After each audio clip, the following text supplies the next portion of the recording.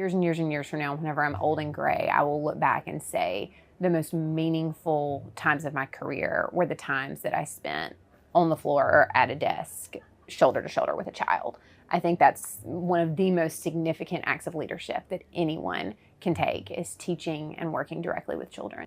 My name is Ruth Ann Moss, and I'm based in Birmingham, Alabama. I grew up in Mississippi, and I've worked in education for almost 15 years now. So my very first job out of college was as a public school teacher. I did Teach for America right out of college and taught in public Title I schools for almost 5 years. And then after that, I worked for Teach for America for almost 4 years, coaching and supporting first and second year public school teachers. And now I run an organization called Small Magic that's focused on making sure kids under 5 get the very best from the very beginning of their lives.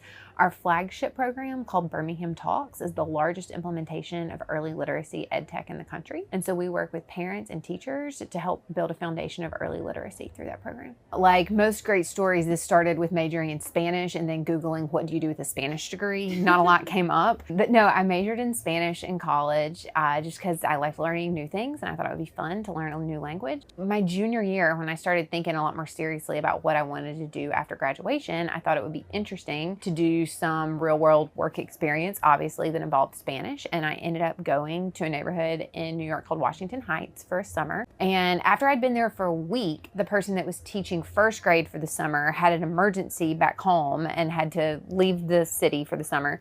And they came to me and were like, do you want to teach first grade for the rest of the summer? I was like, I'm kind of bored doing this other thing. Why not? Like, let's try teaching first grade. That was a huge moment for me where everything shifted. Most of the children that were in my class that summer had just finished first grade and didn't know how to read, which was not setting them up for a life full of success and opportunity. And so I got to spend a lot of time working with them, working on foundational literacy skills. And I left that summer knowing that something related to that was what I wanted to do for the rest of my life. Were you nervous? Like your first time standing in front of a class, all these kids, how'd you feel? I was 22 years old, and I think you're a little nervous about everything when you're 22. I loved it though. Getting to work with the students that I taught will always be one of the greatest honors and privileges of my life.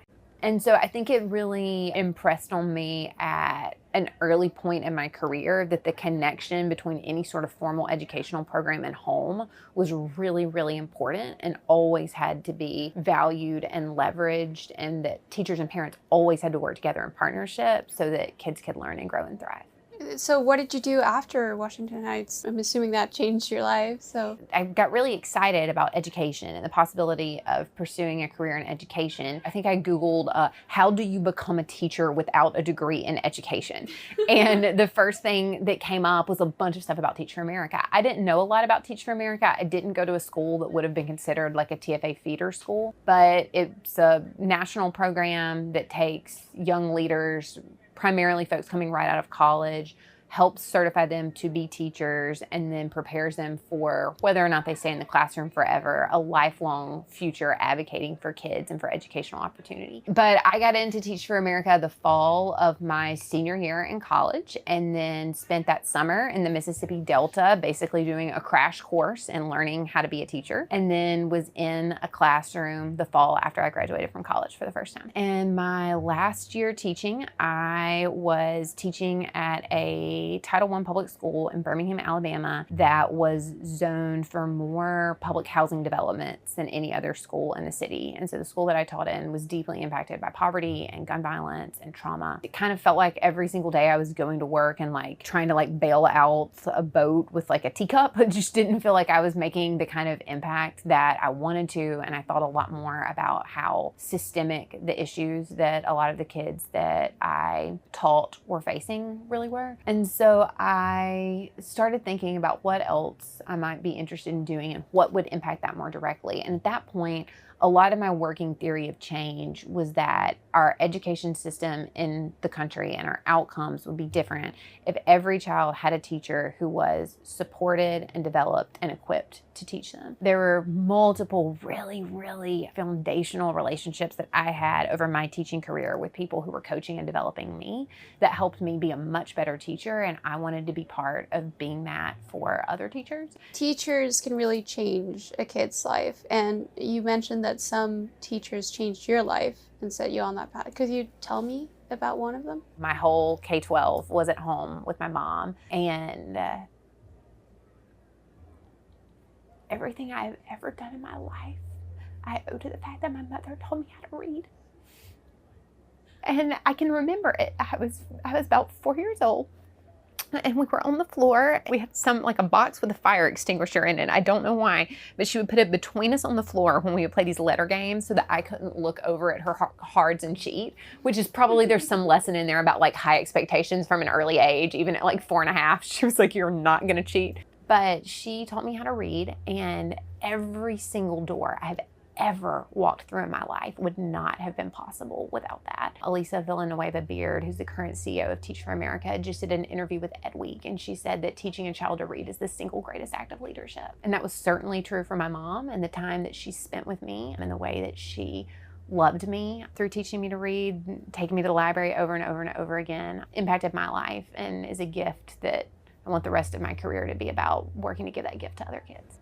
Reading is fun, and reading has certainly expanded my world whenever it comes to things like empathy and creativity. But the hard skill of reading has also been what enabled me to go to college, what enabled me to get a job, and all those things. And so I think that reading is both this like deeply emotional thing that can connect you to other world and empathy, and also it's a hard skill that if you don't have it, lots of doors are shut for you. Right, of course, and that's what your work mostly focuses on right now, right? Is getting that hard skill of reading before you hit the age of 5. Yeah, so we work with kids under 5 and their parents because we believe that every single kid in our community, every single kid in our world deserves the very, very best from the very beginning of their lives. And so a lot of our work is focused on building a foundation of early literacy. The reason that we focus on kids under 5 is because 90% of a kid's brain develops before they turn 5 years old. So tons and tons and tons of different neural connections are being built. And when the child's brain is developing in that early phase, the biggest thing that's helping a baby's brain develop is hearing words and going back and forth with adults in conversation. So you may have seen research around the fact that children need to hear over 20,000 words a day for optimal brain development. Kids who grow up in lower income homes typically hear millions fewer words than their more affluent peers. But you know what research shows us about reading is that the two most important things for children are to have constant access to interesting books, so whether that's at home or at the library, and then to see adults around them reading. And so that's one thing that I've tried to remember at home, is that it's not as much about me telling my daughter, like, you know, you need to read, go get a book, go get a book. It's, does she see that reading is something that I choose and that I think is interesting? Back to your younger self, what's one piece of advice that you would give to set yourself up in this journey?